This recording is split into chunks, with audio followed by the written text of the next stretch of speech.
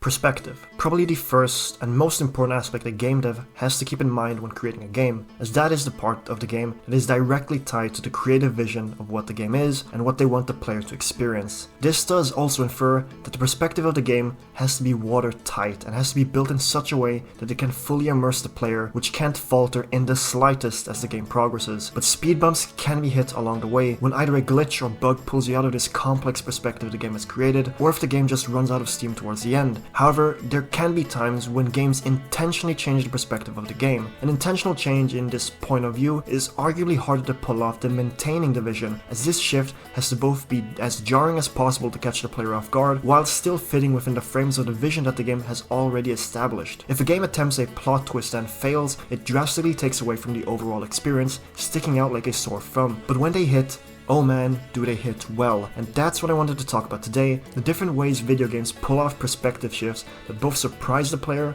and pull it off in style. The best place we can start at are how games shift the perspective of the world itself. World design alone is a hard element to get right, as you have to make sure that every single landscape, view, architecture, items, and other elements have to be consistent and believable to create a world that can hook the player. And when you switch the world completely by changing its look, it still needs to remain believable that such a thing could exist within this already established scenario. Take Sea of Stars, an indie game from 2023. It's a JRPG that's set in your typical fantasy location, with pirate-esque themed towns to deserted landscapes, with massive beings being set up at varying locations in the game. It creates a tone that feels both very retro in its presentation, but also slightly modern enough to be considered an evolution on its retro-inspired world. So when the game takes a tone shift around about halfway through the game, it catches the player off guard. As you reach the Sea of Stars, the 2D sprites of the game suddenly flashes and switches with bursts of 3D models. The game doesn't keep this 3D perspective up all the way through, but it does indicate that what's next to come will be different, which it is. Although the game still remains in pixel art, the whole vibe changes from its high fantasy setting to something a lot more futuristic and dark with Sarai's world. Not only does the aesthetic of the game change, the UI also changes in battle, and so too the soundtrack, by keeping the same songs but just arranging them into more modern feeling songs in a way. It's brilliant stuff at how they pulled off a change like this. But on a more simpler note, and the more famous some would say,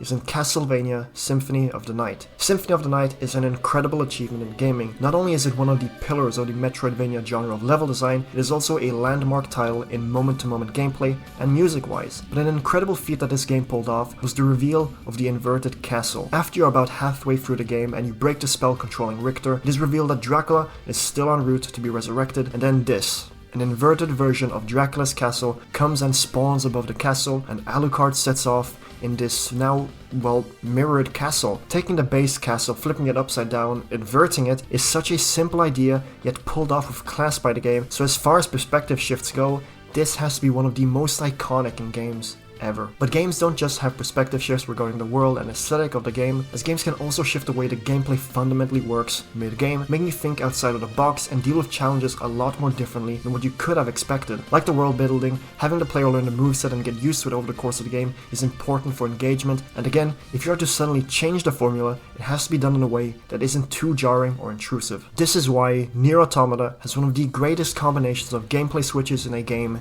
ever. NieR can in its simplest terms be called an RPG with hack and slash combat, but in many cases, those words aren't enough to describe the gameplay trip that the game puts you on. Although hack and slash is the main form of attack in the game, it's not the only one. The game also incorporates bullet hell Ikaruga-like shooting elements with the battleship modes. I don't think there are many games that have the guts to do such a change on this caliber. Bullet hell and hack and slash are two games that are so far away from one another, yet manage to blend them together here is magnificent. Not only does it show the different ways you as androids and your capabilities of taking out the enemy machines, they also in a way serve a narrative purpose, or at least that's how I think about it. When I talk about NieR Automata in a more in-depth video later on this year, I'll be sure to talk about that there. But back to the gameplay switches. Even as you explore the world, the game changes perspective from your usual third-person exploration movements to top-down motion to even 2D platforming. These changes are not as drastic as a switch as the combat switch up, but even so, they still manage to blend the different traversal styles beautifully. And I haven't even started with the playable characters. There are 3 main playable characters in NieR, where the second one of them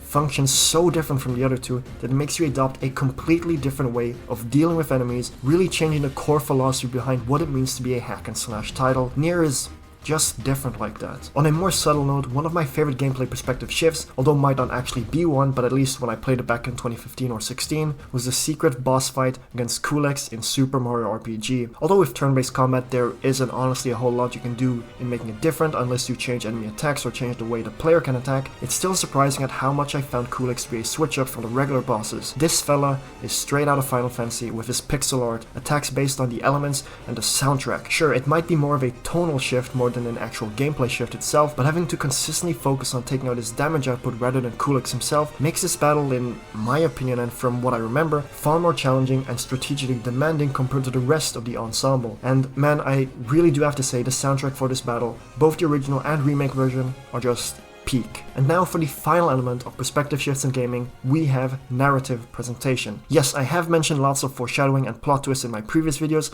but I wanted to focus on actual narrative presentation and how games completely change the way they relay the story to the player, which is why, like 3 months later, Alan Wake 2 and the We Sing chapter is the craziest storytelling shift ever. I mean, yes, Alan Wake 2 does have lots of unconventional storytelling moments with its live action and dual characters, but the We Sing chapter, I mean, compared to anything else, it's next level. Not only does it manage to tell a story well, but it's also a visual feast for the eyes, and the gameplay is engaging as well. I really don't want to talk about it because, spoilers, but one day I will make a full-length video on We Sing and why it works. I mean, the closest I can describe this section is if you were reading a book and you turn to the next page and you actually see the words moving around and changing shapes as you read, along with the incredible song Herald of Darkness to back it up. It sounds more like a fever dream, but moving on, one of my classic favorites of a story shift is actually the big twist in Final Fantasy VII in my eyes, which is when we learn about Cloud's insecurities and mirroring Zack, the actual hero, so to speak. In this section, we get to play as Tifa and explore Cloud's mind as he has fallen ill to Mako poisoning, and to say this section is trippy is putting it lightly. Seeing the holograms of Cloud, the important moments that made his life, created his passions, his insecurities, and guilt for not being good enough. It's one of the tougher moments in the game. Add the revelation that Cloud isn't anyone special,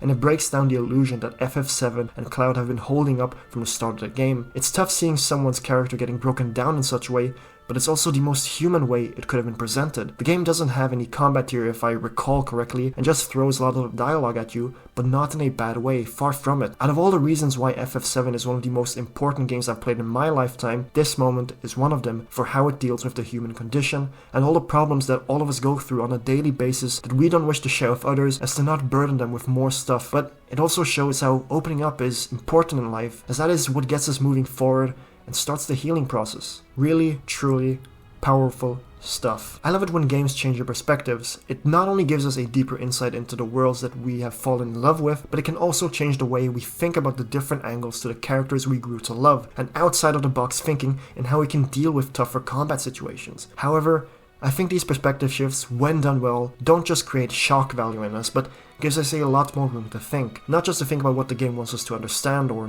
learn, but also an understanding of the unexpected. Life isn't just some one-way path on a straight road. It's a road with many twists and turns, intersections and paths which all create a ride unlike no other. I'm not the best at writing conclusions, so I'll just say, expect the unexpected.